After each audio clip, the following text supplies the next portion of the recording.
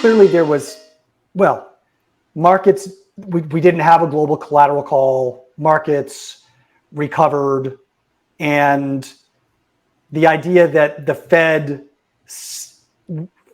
wanted to succeed by creating the illusion or expectation of inflation is inconsistent with the way that the recovery transpired, I think, right? If you look at, well, if you look at the markets, the assets that were most rewarded and most bid by investors over the 10 years subsequent to the Fed's QE1, QE2, et cetera, they were disinflationary growth assets. They were, almost exclusively U.S. large cap tech, which are the types of assets that perform best when people have no expectation of inflation. And just, in the last few months, as the market has begun to fear that we're having an inflation shock that might be persistent, these same assets are the ones that have sold off most aggressively, right? So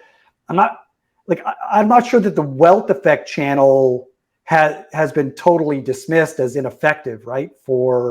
Which I think is the same as sort of the portfolio channel, right? You force people out the risk spectrum, it pushes risk asset prices up, people feel wealthier, their houses are worth more, the asset side of their balance sheet's worth more, which means that they have more borrowing capacity, and then they use this borrowing capacity to bolster consumption. And we've seen all of these. No, we didn't take place. That's the thing. So you have two separate things here. You had zero portfolio effects because the banks did not lend. Credit creation actually changed in a absolute almost 45-degree straight angle. So in other words, in 2007 and 2008, the banking channel was dead. The monetary channel was dead. So you have sentimental effects that didn't come from banks. It didn't come from portfolio effects in the banking system. It came from portfolio managers who were only too happy to buy stocks again because they thought QE's money printing. I have no idea what bank reserves are, but I'm going to pretend that it's money. And so I'm going to buy stocks for my clients. So what happened? We have this sentimental impact that created portfolio effects in a different way. The stock market went up. It wasn't just big cap tech stocks. Every stock went up. Every stock evaluation, all equity valuations went through the roof. And it had no direct impact in the real economy because as bank lending dried up, so did economic growth. I think that's another misconception that people have is we still have never recovered from the 2008 Great Recession.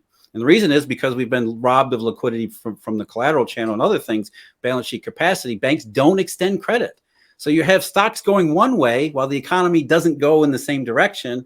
And it leads to all sorts of not just financial problems, but also social and political problems, because you have a picture of divergence that nobody can really explain.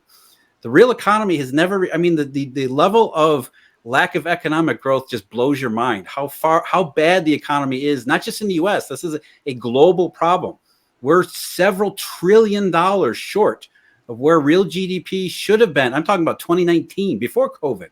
Several $1 trillion, almost a third short of where we would have been had the Great Recession actually been a recession. Had the economy recovered and gone back on track, which is what it was supposed to have done, the economy would have been, was it $5 or $6, $7 trillion more than it actually was.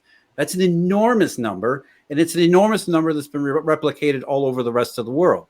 So you have this divergence where stocks are doing one thing that the Fed wants them to do, but has nothing to do with actual money being printed, nor does it have anything to do with economic fundamentals.